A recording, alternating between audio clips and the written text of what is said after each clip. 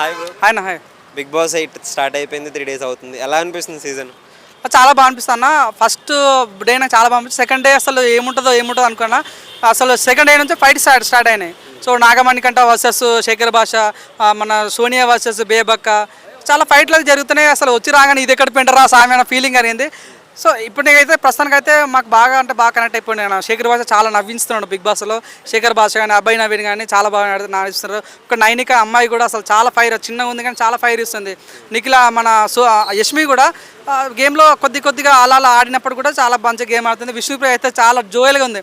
Big బాస్కి టూర్కి వచ్చిన ఫీలింగ్ తన అందులో అనిపిస్తుంది. కానీ ఒక పాయింట్ దగ్గర నిన్న చాలా మెచ్యూర్గా మాట్లాడిన ఫీలింగ్ వచ్చింది. సో బేబాక్ అసలు తన వయసులో చాలా పెద్ద అయినప్పుడు కూడా అసలు మన రేలంగి మామయ్య ఉంటాడు, మన సీతమ్మ అక్కడ సిరిమల చెట్లు అంతా మనోళ్ళు లేరా అన్నట్లుగా, ఆమె అందరూ అంతా మనోళ్ళు లేరా అన్నట్లు ఫీల్ అవుతుంది. అలాగా బేబాక్ కూడా చాలా గేమ్ ఆడుతుంది. ఇంకోటి నేను అఫ్రీద్ గురించి మాట్లాడాలి. తను యూట్యూబర్ నుంచి స్టార్ట్ అయ్యి తను నిజంగా ఈరోజు చాలా మంచి నామినేషన్ వేస్తాడు. అది చాలా బాగా అనిపించింది. తను బాగా కష్టపడుతున్న ఫీలింగ్ వచ్చింది. నాకు బాగా డిసప్పాయింట్ విషయం ఏంటంటే నాగమణికంఠ గురించి మాట్లాడాలన్నా. సో నాగమణికంఠ ఏదో సింపతి గేమ్ చేయాలనుకున్నా అంటే నేనే కాదు ప్రతి ఒక్కరు కూడా అరే ఈయన ఆడి సింపతి వాళ్ళు వచ్చినా చాలా మంది చూసినాం. పల్లె ప్రశ్న చూసినాం, అదే సింపతితో మట్టి తిన్నాడు ఏదో తిన్నాడు, సరే తన కర్మ పోనని బిగ్ బాస్కి టైటిల్ ఇచ్చి పంపించినాము. ఇప్పుడు అదే సింపతితో ఇంకొకటి స్టార్ట్ అయ్యాడు నాగమణికంఠ. సో తనకి ఏదో ప్రాబ్లమ్స్ ఉన్నాయి, ప్రతి ఒక్కరు ప్రాబ్లమ్స్ ఉన్నాయి. నీకుంటే నాకుంటే ప్రాబ్లమ్స్ ఉన్నాయి. నేను అసలు 3 నెలలు డోర్ పెట్టుకొని ఇంటికి వెళ్ళి బయటకు రాలేదు, నాకు చాలా ప్రాబ్లమ్స్ ఉన్నాయి. ప్రతి ఒక్కరు నీకు కష్టం వచ్చినప్పుడు నేను బిగ్ బాస్కి వచ్చి రిలీఫ్ కావడానికి బిగ్ బాస్కి వస్తావు. నీ నుంచి టాలెంట్ చూపి ప్రజలకి మెప్పించు, కానీ మళ్ళీ సింపతి గేమ్ చేయటాలు ఏంది ఇది అసలు నాకు అర్థం కాలేదు.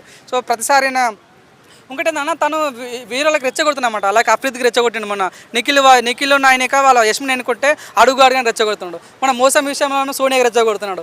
అంటే ప్రతి సెకండ్ రెచ్చగొడుతున్నాడు. ఇంకా మొన్న నవీన్ వాళ్ళు అడిగారు, నువ్వు ఎందుకు సింగిల్గా ఉంటున్నావు అంటే నేను పాటలు పాడుకుంటున్నాను. ఇది ఇట్లాంటి ఎందుకు నిబ్బాలని తీసుకుంటే అర్థం కాలేదు.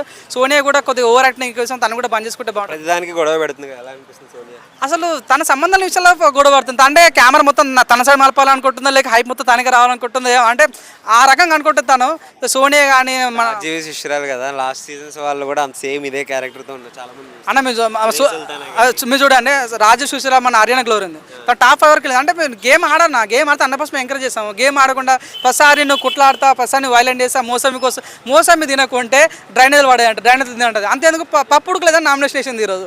అరే ప్రెషర్ కుక్కర్ పప్పు ఉడికిపోతే తన తప్పే ఉంది బేబాకది. ఆమె వయసులో పెద్దది, కొద్దిగా రెస్పెక్ట్ ఇచ్చి మాట. ప్రతిసారి ఇర్రెస్పాన్సిబుల్ ఆ పదం అదే మళ్ళీ తనకి రెస్పాన్సిబుల్ లేదు, వేరే వాళ్ళకి ఇర్రెస్పాన్సిబుల్ అని చెప్తుంది. సన్న నిజంగా ఇరిటేట్గా ఫీల్ అవుతాను నేనైతే. తన మరొక శోభశెట్టి ఫీలింగ్ అని వచ్చింది నాకైతే. ఎవరు కోటేస్తారు మీరు? నాకైతే శేఖర్ భాష ద్వారా నేను చాలా నవ్వుకున్నాను, చాలా దగ్గర చాలా నవ్వుకున్నా. నేను స్టేటస్ పెట్టుకుంటున్నా. తను చాలా కామెడీ చేస్తున్నమాట. వ్యూస్ ఏంటంటే ఐ లవ్ యూ అంటాడు. అది నిజంగా చాలా కామెడీ చేస్తాడు అన్న. స్పిరిట్ అంటే హాస్పిటల్కి స్పిరిట్ వేయాలంటాడు, ద్రౌపది అంటే చేపది అంటాడు. అరే చాలా కామెడీ జనరేట్ చేస్తాను. అసలు నేను ఊహించలేదు. మన రాజతరం లావన్నప్పుడు చాలా సపోర్ట్గా ఉన్నాడు, అది ఓకే. అని బిగ్ బాస్ వచ్చిన తర్వాత నిజమైన శేఖర్ భాష అనిపించాడు. చాలా ఫన్ క్రియేట్ చేశాను. ప్రస్తుతం కదా నా ఓటైతే శేఖర్ భాషకి వేయాలని కోరుకుంటున్నాను నేను.